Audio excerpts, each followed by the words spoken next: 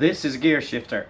It should be in here right now, but we've stripped out the whole gear linkage to fix it basically, and we're going to put in new what they call helicopter joints or universal joints. So okay, here's how a gear shift linkage actually works. So you have a long shaft, or in our case multiple shafts. So this is a sense of how long the shaft is. That's where the shifter sits on the end, and you join these shafts using a universal joint. And let me put this one aside. This is the original universal joint that was actually welded on. You see it's kind of hacked up at the end. I don't know if you'll be able to see this, but there's a tiny little bit of give in it. And then here's the new one. These things are called helicopter joints sometime. You see it's buttery smooth. Right? There's no give anywhere.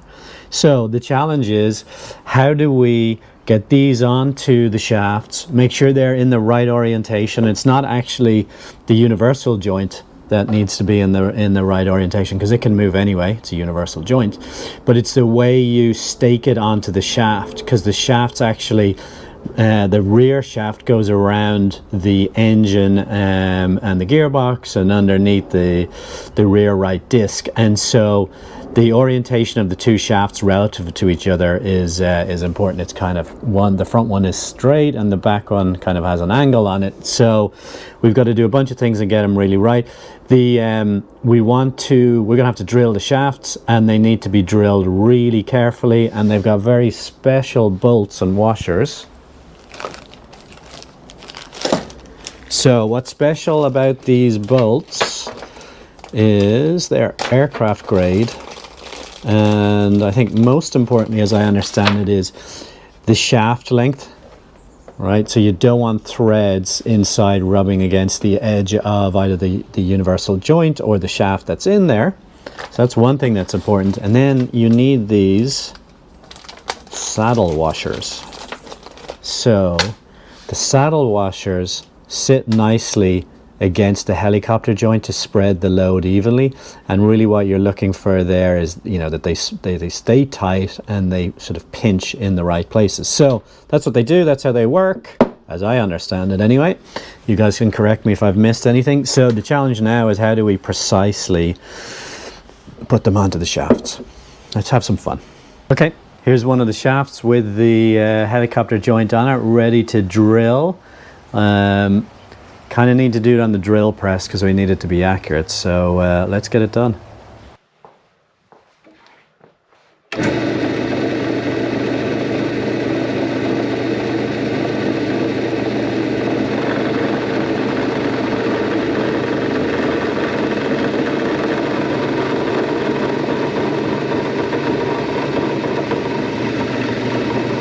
So the linkage is placed in there. Let's see how it's looking. We need to finalize some stuff. So there's a shifter, and as we run along, there's our new universal joint, and hopefully you can see down here how it runs down underneath there, and as we go around to the back, that's the actual hockey stick, or the jockey as some people call it, the shifter. So right now it is in 4th gear, and the decision I'm trying to make right now is where exactly to drill this hole and make sure it's kind of staked correctly. And because if we get it wrong, there's no real adjustment right to left, like rotating. So we could end up with the gear stick over there or all the way over there, and we won't be able to actually shift properly. So I'm moving really carefully here. The other challenge that I have is, it turns out actually the gap in between the actual size of the universal joint is slightly smaller on this one, and so what that means is the shafts are a bit closer together, which means the gear shifts a little bit further back. So I've got to try and work my way around that, and so, but that's where I'm at. Once I've decided on that, I'll make a final drill hole through there, and we should be able to put it back together.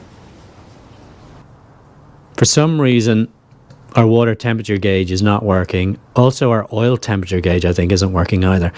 So that's not going to work. We can't go to the track without at least having one or other of those working so we can understand if the car is overheating or not. So I think what's happened is these are an old school mechanical type of a gauge, and it's sort of a little bit like an old school mercury thermometer. Essentially the hose that runs to the bulb, I think has kind of sprung a leak, and so this guy isn't working. So what I have done is I've bought a cheap new gauge, and we're going to see, can we install that quickly and just get us through the weekend, and then we'll hopefully get this nice old school version fixed. So let's start working on that. Here's a new one. Here's the kind of bulb that I was talking about, and so I'm hoping this is going to be a relatively simple exercise to take the old one out and put the new one in. It needs to run along the side of the car and into the swirl pot. So let's see how we get on. Okay, new dial is in. New little test here. I have not tested this before, but so here is a cup of just boiled water. Here's my kind of kitchen thermometer jobby. Reads, this is in Fahrenheit 62. Not sure if you can see that, but it's gone up to 172. So let's test it out with the new gauge. So here's the bulb. Let's stick it in, and hopefully we'll see that dial go up, that gauge go up. Well, interesting. Wait.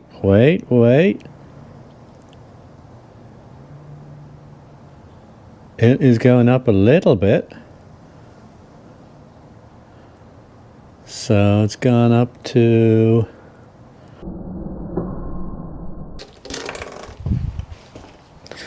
I'm going to test it with the old one. I would have thought that... here's the old one. And now that I played with it, but I realized that maybe it takes a little bit of time to heat up. Oh, look at that! It's actually working. Huh. So, it's not broken. I just needed to leave it in there for longer. Well, I don't know whether I should be happy or mad about that. I just spent 30 bucks on a gauge and waited for it to show up, but frankly, this is a better gauge. And I did want to keep it, the color scheme works better with the dash. Well, we live and we learn.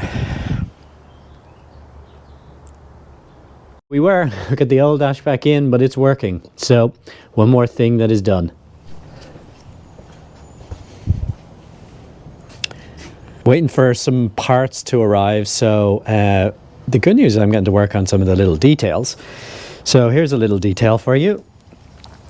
Here's the gearbox. The transmission, we talked about it a lot. It needs a little bit of a vent. So I found the right barb to go in there and just added a little hose. Apparently they don't really spew any oil out of there, and this little kind of pigtail is the approach that people use. So it's nice to be able to get down to these little bits of details. So that's one more thing that is done.